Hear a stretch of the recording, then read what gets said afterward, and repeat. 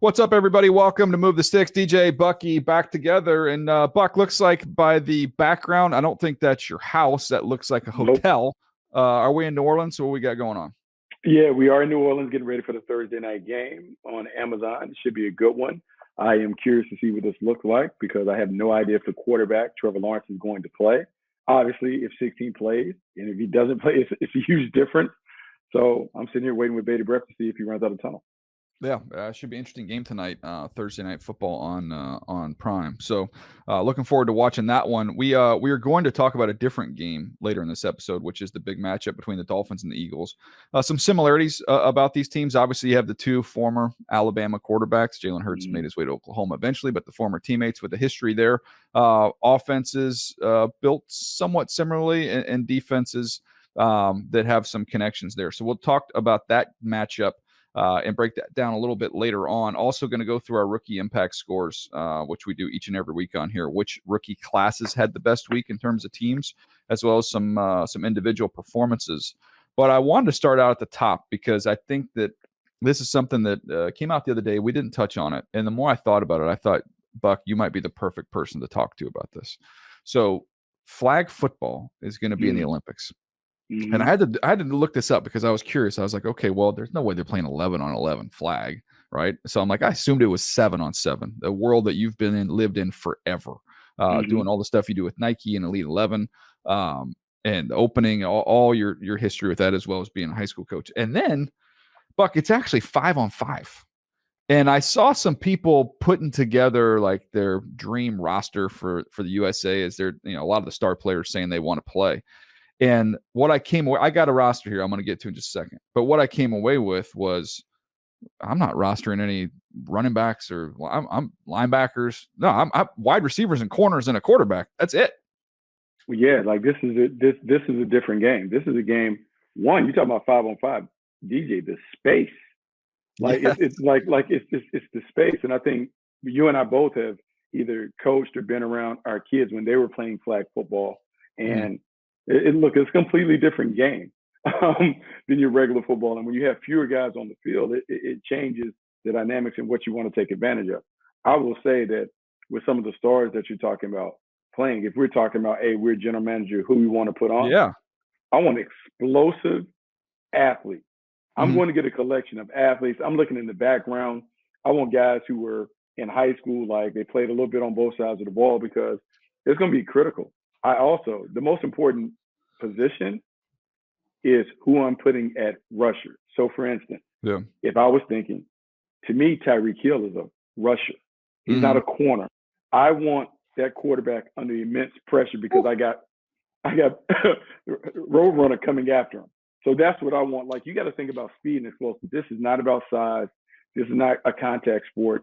This is about, hey, give me the best athletes, the best skill players to put on the field and let them utilize their explosiveness to create big plays on offense and defense. So here's what I came away with, because I tried to build this out. Let's start at the quarterback position, because I thought a couple things. It's a different skill set. I think we had an article on NFL.com where they had put Lamar Jackson as the quarterback because he'll be elusive and he can make the rusher miss.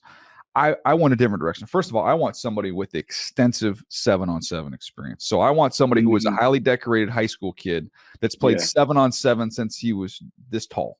And I want somebody who I don't need to elude the rush if I process fast. So who fits that? Tua grew up as a 5-star quarterback playing 7-on-7 in this circuit. You were with him. You coached him, for crying out loud. So, and he excelled in that environment from the things you had told me about. And now we look at the NFL, he processes faster than any other quarterback in the league. He's used to playing with speed and getting, seeing defenses 1, 2, 3, ball gone. I think Tua is the perfect Olympic quarterback for our squad.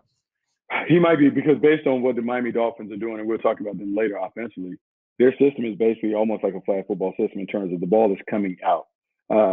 There are a couple of different ways you can build your flag football team. You can build it with the quarterback as an athlete, runner, contributor in mind, or you can build it out with him being the consummate point guard. Ball comes out, you let the playmakers get busy in space. That's what he does for the Miami Dolphins. And you're right. When people are thinking about these rosters, and I know we're talking about now, but really talking about 2028, it's not a place for older guys. I need young, fast, explosive guys at the top of their game. And so you're right about thinking about who's the next coming, who's the guy that's going to really excite you, who is the young quarterback that can play. Tua is young enough to be able to do some of those things, but you're right about the processing speed because the game happens fast. It's a much different game. And we've seen it on our network when we've shown some of the flag football tournaments in the past. That quarterback is a different dude. He's a different animal. He's not, oh, I'm going to sit back and throw it like Peyton Manning from the pocket. He has to be able to get it out. He has to be able to throw it from different arm angles and all this other stuff. It's a unique skill set at that position. So here's the team. I'll give you the offense, and then I'll flip over to the defense. But I've got Tyreek, obviously, because of speed. And then I went, Buck, you talked about explosive, dynamic athletes. I wanted the guys who could separate immediately. So I went with Stephon Diggs. I went with Keenan Allen. I went with Justin Jefferson to go along with Tyreek Hill. So I've got guys I can spread you out, and then I've got route runners du jour, and we're gonna win one-on-one. You can be super creative, and you can use all kinds of motion to create picks and separation and all of that other stuff. And you talk about it. And I hate it, guys. I hate it. It's the elimination of the running back because there's no need for the running back. The only running back that I would take in a scenario with flag, I would take Bijan because Bijan can go out and do some other stuff. Yeah, but even though really Bijan's he's a great, pass catcher for a running back, but like I don't need I just get the best. I'm going wide out. We're going to run and shoot. We're going 4 wides. Yeah. Like, I'll put one of those dudes in the backfield. I mean, Bijan running an angle route and all those things is great, but I think I'd rather have Stephon Diggs running those angle routes with all his experience. And here's my catch. You get 12 guys, right? So you get your 5 and your 5. I'll get to the defense in a second. My 2 subs, I've got Devontae Adams, and then I'm going to go with DK Metcalf because, Buck, if we get down inside the red, get real snug down there in the red zone, I'm going to get a little bigger, and we can play above the rim a little bit with those 2 guys. Okay, so here's a little flag football suggestion. The underrated position in flag football is the center, especially in short yardage situations, because what happens in flag football, your best short yardage play is what we call the little center pop pass. So what the center does is he snaps it, takes 2 steps, turns around, and the quarterback just boop, boop, like a little touch pass, like a 2-on-1 fast break. Amazing, like the Dr. Pepper halftime thing. Right, and so when you think about DK Metcalf, because he's so big, man, that pop pass can go anywhere because he expands the strike zone. He just turns around and just posts up people, and you're just throwing it to the high hand. But, they have opened up a can of worms, and this is great, right? Because this is not only going to be great for, like, the guys, it's going to be great for the girls when they have an opportunity to play. They have really opened up a lane where over the next 5 years, just the participation in flag football, because now, DJ, like, you have an opportunity to be an Olympian. And the fact that you have these NFL players talking about doing it, it's going to be bananas. Who's going to be the general manager who has to make some cuts? Like, it's almost like the dream team. Who's going to be the guy that's like, I think we volunteer. I think we co-manage this thing. Let's put that out there right now. Got over 20 years of scouting experience on this podcast right now. Let us pick this team. Let us pick it. Yeah, Jamar, between you, I got to think about it. We could be the Jerry Colangelo of flag football. Well, Jerry Colangelo is to the men's basketball program. We can be for the flag football team. The defense, real quick, defense. I got my big rangy in a field that's condensed. I thought maybe some size and length. So I've got Sauce Gardner, I've got Surtain, I've got Diggs. So we have the brother combination. Good. I'm looking out for the media as well. A good story. Yeah. And then I have Jair Alexander and Darius Slay who can match up with the shiftier guys we might see. Okay, so we got 5 DBs, but DJ, one of those guys has to be the pass rusher. So who's going to be the guy that rushes the quarterback? Like somebody that you got to put. Rotate them through. You want to do? I'll tell you what. Here's what we'll do. We'll have to only keep. We have to decide. Whether or not we want to keep Devontae Adams or do we want to keep DK Metcalf. So we're gonna have to make a decision there. That gives us our 6th. That gives us 1 sub on offense. And then on defense, we can bring, if you want to bring Micah Parsons, he's a 4-3 guy, and let him just rush. Or I was thinking more of a Derwin James, because here's why. I think Derwin James and DK Metcalf are almost interchangeable in terms of their size. And knowing Derwin from high school, like he was fantastic wide receiver playmaker. And so I'm thinking about, I need 2 of those. I need 2 of those size guys, because what I would tell DK is, hey, you're my secret weapon. You and Derwin James are going to rotate at the pass rusher. So now we got speed, but we also have length. So Yes. now we got to make them throw over the big guy, throw over the tall See, trees. we're Yeah, and working. so We're now workshopping this thing right now. we're over here trying to do it. I love it, man. I'm so excited. I'm so excited about like just the evolution of flag football. Like I coached flag football for like there was a 3 or 4 year span in LA, just coaching and having a lot of fun with my son, being able to do it. But now to see how it's exploded, we got the ladies doing their thing. We now have an entryway for guys where your kids now who were maybe like your parents had reservations about them playing contact or tackle football. Well, now they still can play football and they still can get to the pinnacle, which would be the Olympics. So I'm loving it. I'm excited about it. I think this is going to be fantastic for the growth of the game. Yeah, I do wish. Truthfully, I do wish it was 7-on-7, and we were just playing like a traditional. Because that's like you'll see route combinations you're familiar with. You'll see, That's football. back. There And, could, because depending on all the razzle dazzle stuff and like what rules are in play, that changes the dynamic. It'll take a while for guys to get adjusted to those rules, but the space, these athletes in space. It's gonna be fun. It's definitely gonna be fun to watch. All right, here's what we got going next here. Let's get to these rookies from last week. The most impactful rookies, which we do that impact score. Again, our buddy Jack puts this together for us with his magic formula. So the most impactful rookies last week, number one on the list in terms of the point total was 14.3 was Bryce Young. So his best week, followed by Zay Flowers, Juju Brents, the corner from the Colts, who's done a nice job out of K-State. Jordan Addison is getting a lot of balls and a lot of targets and making stuff happen without Justin Jefferson. Bijan Robinson, who makes this list almost every week. Josh Downs, who we talked about earlier, wide receiver from your Tar Heels that's playing with the Colts. Those are the top individual players. But if we look at the classes, Buck, here we go. Last week, week 6, most impactful rookie classes. Last week it was the Seahawks, followed by the Rams, the Colts, the Texans, and the Buccaneers. So why don't we start with Seattle and what impresses you, what we saw last week with their rookies? Well, I'm just so impressed with how they're getting them up to speed. The one thing that we've always admired about Pete Carroll and the Seahawks is Pete Carroll's not afraid to play the rookies.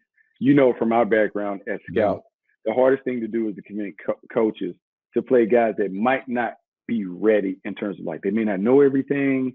Because coaches always want the certainty of knowing, hey, this guy's going to know exactly what we're doing. He's going to be in the right spot. Whereas scouts have a tendency to think, but like, yeah, coach, like he's an upgrade over the veteran that we have that knows everything. So how about we have a little patience and let him kind of go through the growing pains while we get a better athlete, a more explosive player on the field. The Seattle Seahawks have done it, and they've done it for years. And it's one of the things that allowed them to have a lot of success in 2010. You can now see that they're back in that mode. And because they have so many young guys getting on the field, you can kind of tell that they have a program that is built to last based on their player development model. So for those that don't know the dynamic, and you touched on it with the difference of opinion on young players between the personnel side and the coaching side, I think we should explain this a little bit, Buck. So if you're let's say you are coaching corners for a team, an NFL team, and you've got a rookie corner that you took in the second round, and he's very gifted and very talented, but then you've got an older veteran player. One of the problems is if a player has a mental bust that you coach as a position coach and he busts mentally, guess who's hearing it? The position coach is going to hear it from the defensive coordinator and the head coach. He's going to get his butt ripped. Your guy didn't know what to do. You're the coach. That's your fault. Where on the other side of it, you got a veteran player. He's where he's supposed to be. He's doing what he's supposed to do, but he's not physically good enough. So he gets beat and gives up a touchdown. The position coach is like, hey, what do you want me to do? I coached him up. He knew what to do. He was where he's supposed to be. He just wasn't good enough. The personnel department didn't give us a good enough player. It's not on him. It's on the player, and it's on someone else. Yeah. So it's a little bit of a CYA thing. Whereas the personnel department's going like, hey man, like this guy's so much better gifted physically. Like coach him up and get him going. Like I'm sick of watching this old veteran player get his butt kicked.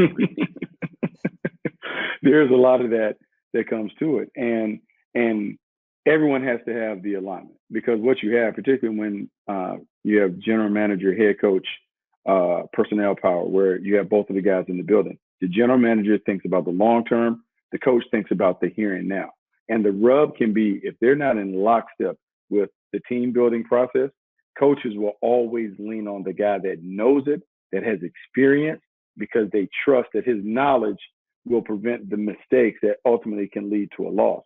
Whereas a personnel guy is like, hey, we want the young guy to get experience. So in, I don't know, a year or two, we'll have a young, better player who gives us more playmaking because he's a better athlete, more explosive, and those things. It's that fine line between, hey, I need the young guy to be ready enough to play, but then you got to give him the opportunity to work through some of those things. A lot of times, coaches, and we've said this before when we have those personnel meetings, they all want the finished product. Yeah. Like they don't want to, they ain't got a whole lot of time to. No assembly required. Yeah, I want them fresh out the box, put them right on the field. Well, yeah, like we can expect that or have those expectations with a first round pick. But what about our sixth and seventh rounder? Like sometimes we need those guys to get on the field. And it comes down to a philosophical approach, and everyone in the building has to be in alignment when it comes to that stuff. No doubt. I think it's interesting, too, if you think about the top two on this list for this week. Pete Carroll got a lot of juice, in terms of the personnel power. So you ain't got to worry about the friction between the personnel side and the coaching side because he can kind of have his hands in both sides of it. And then McVay, same thing. He's got a lot of clout. He's got a lot of juice. He can afford to play the young guys, live through the mistakes.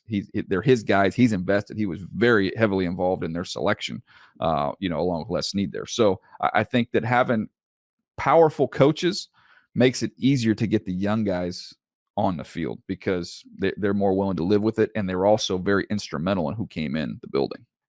Absolutely. They're very instrumental in doing it. And so that's why the power play is really important. And it plays a significant factor in who gets on the field and how much they play. Yep, there you go. Quick highlights from those teams, by the way. Witherspoon continues to play well for the Seahawks. He had 3 passes defensed. He played 54 snaps, had 4 tackles. Jake Bobo from UCLA is getting out there. He played 28 snaps, had 43 receiving yards. So a couple there from the Seahawks. Look at Steve Avila playing 63 snaps, the guard at a TCU for the Rams, doing a nice job. Puka Nacua, we talk about every week. Byron Young, who we've highlighted before, he had a sack and a forced fumble. Rookie edge rusher for them. For the Colts, Juju Brents and Josh Downs, who we mentioned, both playing well. The Texans, obviously Stroud, had his first interception, but still played well in that ball game. Will Anderson, who's been highly, highly disruptive, 2 quarterback hits on 61 snaps. So he's playing a ton. And Henry To'o, 81 snaps, 6 tackles. For the Bucs, Kalijah Cansey, the talented young defensive tackle from Pitt, he had a sack and 2 quarterback hits. And Trey Palmer, the rookie receiver, played 37 snaps and had 47 receiving yards. So that's a look at the top classes according to our impact rookie score from week 6. We do this each and every week, so we'll get to next week's guys on this Thursday podcast. Each and every week we do that. So all right, let's take a quick break, Buck. When we come back, we're going to look at the game of the week, the Dolphins and the Eagles, a huge one coming up right after this. It's time for the MCS Game of the Week, presented by DraftKings Sportsbook. This week is the Dolphins at the Eagles. The spread is -2.5, favoring the Eagles. The over-under is 52. DJ, this is, sometimes the league serves up like a tasty treat. This is a tasty treat seeing 2 of the top teams. We talk about the Philadelphia Eagles, the Miami Dolphins. We can talk about how their offenses are similarly constructed with their own differences, but Jalen Hurts leading really a ground attack that is unbelievable in Philadelphia with playmakers on the perimeter in the passing game. And then you just have what the Miami Dolphins have constructed, which is a video game-like offense where they just overwhelm you with their individual and collective speed. And this year, they've added the run game element to it, which has really made this offense unstoppable. This is an offense, they are clocking like they're hitting the 40 burger. It seems like every week. But this is a team with their speed. If you're not lined up right, you have a problem. It's not only just lining up to the stuff that they do with the motions, but you got to have enough good guys to deal with their speed and athleticism. They have so many paths to victory with their explosiveness on offense. I'd be curious, just with your background, Buck, doing the stuff you've done with Elite 11 over the years, and keeping tabs on these young quarterbacks. Everybody knows they were teammates, with Jalen Hurts and Tua. But I'd be curious, just maybe the differences between them personality-wise, and kind of if you go back in the Wayback Machine, getting to know those 2 guys, what were the differences between them? I would say the first thing about Jalen Hurts, because he came through earlier, very serious, coach's son, understood like the team dynamic of everything. the leadership abilities and qualities that everyone falls in love with based on what he's done in Philadelphia, those same things were present. Same thing, traits were present when he went to Alabama. And I think people forgot how close he was to winning the national title as a freshman, SEC Offensive Player of the Year. Like, he did a lot. His demeanor has always been about take care of business, very serious, very about his work, kind of a blue collar attitude and demeanor when it came with it. Tua was a little more fun loving, a little more laid back when it came to it. His leadership ability was different because guys just gravitated to him because he was such a good dude, you know. And I can say this because you'll understand it. So when we're doing the opening or Elite 11, he has a team full of like all-stars, monsters, Jerry Jeudy, KJ Hamler. Cam Akers was on that team, a bunch of different guys. DJ, I can tell you at the beginning and the end of every game, like those guys would come around Tua wanting Tua to say the prayer, to circle up. Now you got to understand, like these dudes come from all walks of life, coming from all over. And so to give Tua that kind of respect and reverence, Tua coming from the island, coming over and being that leader, to me, it was about the connectivity. Like regardless of what your beliefs are, that connectivity where you see all these guys, to me, that was the part I was like, oh, wow, that's different. You know, and so even now when you hear Tyreek Hill early on, when he goes over, he's like, hey, man, Tua is a really good quarterback, this dude, and how the guys kind of talk about him. Both are great leaders. They just do it in a different way. But I think Tua's laid back demeanor and his ability to connect is essential at the position, but I think is rare based on how he's been able to do it. Yeah, it is interesting to me, the leadership stuff. And remember, gosh, you go back to that national championship game. He comes in, Tua comes in, and they win the game. And then Jalen was mature enough. He didn't bounce right after that. He stayed for another whole year and was just kind of a good soldier backup and got his degree. Ended up having to fill in the SEC championship game that next year and played great. But man, you talk about humility. Like that's humility. So think about that though. Like think about that in today's time. And it'll never happen again. Nobody will ever do that again. When people hop in the transfer portal, he had the wherewithal to be patient enough to sit and play his role as a backup. Given the opportunity to play in the SEC championship game, he was ready and delivered, and then went back to being the back. I mean, people talk about servant leadership and that kind of stuff. That in itself lets you know a lot about how he could be in the pro. And then for him to go to Oklahoma and improve, for him to go to Philadelphia, and people talk the stories that they talked about when he was waiting for his opportunity, when he was working as a backup to Carson Wentz and all of that stuff. Both of these guys get it done in a weird way. And I'm going to say this about both of them because we've talked about it, and I think it's an underrated aspect of playing quarterback, the toughness part of it. And I'm not just talking about the mental toughness in terms of being able to bounce back, because this would be a bounce back week for Jalen. How does he come back from the turnovers that he had? But how do you pick yourself up off the mat? Last year, Tua had a series of concussions and injuries, and people were wondering, would he come back? And people made fun of him taking jiu-jitsu, whatever.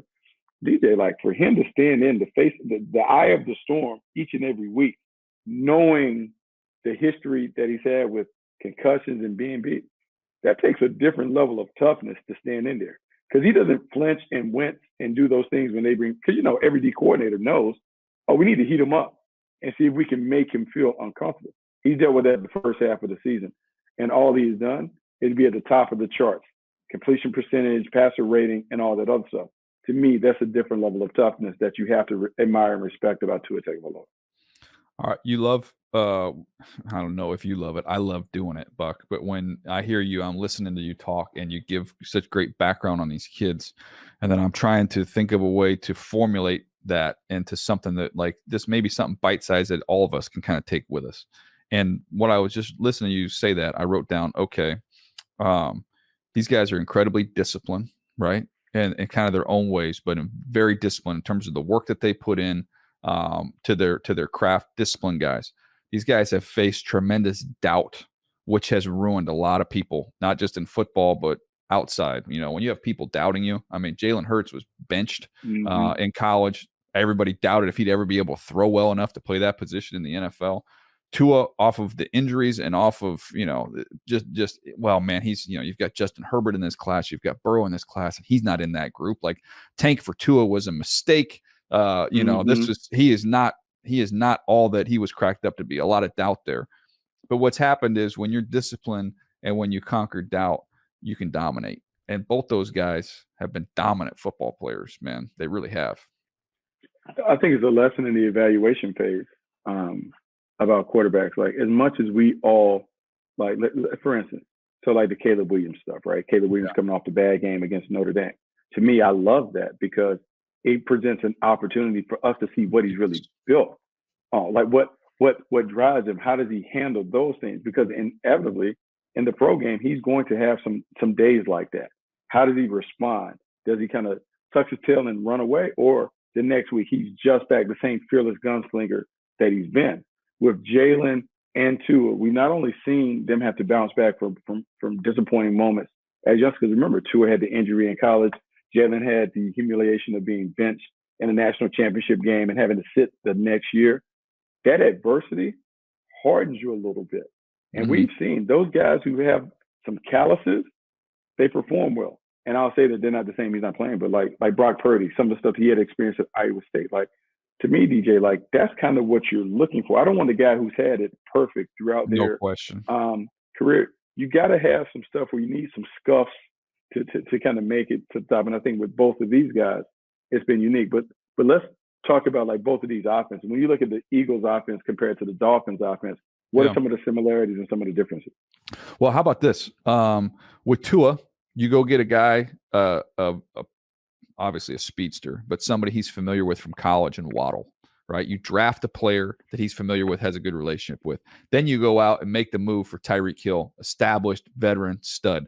Hurts, Devontae Smith, someone he played with in college, he has a good relationship with. That's a comfort factor. You go out and you trade for A.J. Brown, proven veteran player. Like, there's some similarities there. You have the Dolphins make the move for Terron Armstead, previously to bring him in there to solidify a tackle position. Obviously, the Eagles have had Lane Johnson, who, has been one of the premier right tackles that's ever played in this league, probably on a Hall of Fame track. And then, other pieces added along there. It's the creativity on the offensive play caller. Mike McDaniel doing it for the Dolphins. Obviously, Nick Sirianni being in charge of that offense with Brian Johnson there with the Eagles. Like, there's a lot of similarities with how they're built, and they've got speed, but they also have the ability to win one-on-one with routes. And to me, the other thing is they're run after catch operations where, hey, quarterbacks, our job, just accuracy is premium. Get the ball on that upfield shoulder. Let these dudes go with it. Yeah, I mean, it is funny because you look at Tua, you think about what Jalen Hurts has been able to get when they drafted one. You look at Cincinnati with Joe Burrow. Jamar Chase. That's an interesting thing. I didn't put that part of it together too. How many quarterbacks have a target that they played with in college like that? It's a decent amount. Decent amount. So you know what I'm doing if I'm the Houston Texans? I'm trying to make a play to make sure that I get one of the Ohio State receivers when they can come through, because I want to pair something with C.J. Stroud so his game can go to the next level. But in doing those things, for both teams, the Miami Dolphins and the Philadelphia Eagles, the premium on run after catch was huge, because for Jalen, some of that was to maybe mask some of the accuracy roles. So you could do some things in the RPO game and those things where those guys kind of like big bang for your buck. For Tua, there was a lot of questions about the deep ball and the arm strength. So does he have enough range to get it out there? So what they did is to take that away, like, oh, okay, cool. We can throw these singles out here, hit these little quick passes, and let those guys kind of maneuver. The yardage looks the same, but the air yards are different in terms of like air yards to target. It still works. This offense is still explosive, and they've been able to create these big plays on what I would say like low risk concepts. It's the brilliance of what I would say the Miami Dolphins scheme is under Mike McDaniel. They found a way to make it quarterback friendly with a significant yield, big time return on investment based on what they've been able to do. And with the Eagles, it's building around Jalen Hurts as the runner and really expanding the passing game as he continues to evolve as a passer from the pocket. You've got me going down a rabbit hole right now, man. I mean, obviously he hadn't caught a ton of balls, but Diami Brown, he would have played with Sam Howell. He played with Sam Howell. He did. Yeah. He played with That's Sam Howell. He was in interesting, man. Washington before. Yeah, and I think he's had some flashes at times, but DJ, man, it's kind of like putting on we all have our favorite shoes, right? You just put on that old shoe. You just kind of know where the player is going to be. We talk about just the importance, and it's underrated, but the importance of chemistry, the connectivity and chemistry, being able to finish each other's sentences. You've seen it, like some of the stuff that Herbert and Keenan Allen do. That stuff isn't scripted. Or we see what Pat Mahomes does with Travis Kelce. He's like, I don't know what route he runs. I just kind of know the body language that he's about to break and I let it go. Well, when guys have played together a long time, it's like you and I playing pickup basketball like every day at lunch. Like after a while, I just know I can throw it blindly to the corner because you're there ready to catch and shoot. You know, like those things are underrated, and maybe there is something to that. But for the Dolphins and the Eagles, they certainly had a lot of success, and as they continue to kind of reign at the top of the NFL, you can see more teams kind of replicate those. Yeah. Did you? By the way, I know your brother was big time hooper. Did you guys have a chemistry on the court when you guys go play pickup? So when I would go back home while I was playing, because he's 4 years younger, but we would go back to the YMCA and DJ, we could just blindly just throw it out there, and he would do his thing, and he could play mid range and in the post, and I'm out there, and we're just like running. Your spot is over there. I'm just gonna throw it. I know he's gonna be there somewhere. I can throw it into him. He knows I'm gonna float around. But yeah, it's the value of just when you know people and you play a ton. It's also the advantage of, like, we think about like the Eagles offensive line that's been together for a long time, or man, it's underrated. When you have guys that are there and the trust and all that other stuff, it just allows you to do a bunch of different things. And for the Eagles and for the Dolphins, the lack of turnover, right? Like once you kind of get settled in, if you don't have a lot of turnover, your offense has an opportunity, your defense has an opportunity to grow. You're seeing how you can take advantage of that chemistry and connectivity when you have these long playoff runs that allow you to play a lot of games with your teammates. Yeah, no question. Absolutely true. So that was the MCS Game of the Week presented by DraftKings Sportsbook. New customers can bet just $5 and get $200 in bonus bets instantly. Download DraftKings Sportsbook app and use code MCS. That's code MCS only at DraftKings Sportsbook. DraftKings Sportsbook, an official sports betting partner of the NFL. Well, there you go. That was fun looking at those two teams and the offenses, specifically how they were built. Looking forward to that game. We'll break it down next week as we do each and every day here. Reminder, we've got 5 episodes a week, Monday through Friday. We've got the Move the Sticks video show that streams at 4 p.m. Pacific every Tuesday on the NFL Fast channel. So if you haven't checked that out, be sure to do so. And would encourage you, again, if you haven't already, subscribe, give us a rating review. We do appreciate those as we continue to march our way through the 2023 NFL season. And as we start getting a little bit closer to the end of the college football season, we'll start transitioning more and talking some draft as well. So appreciate you guys hanging with us. We'll see you next time right here on Move the Sticks.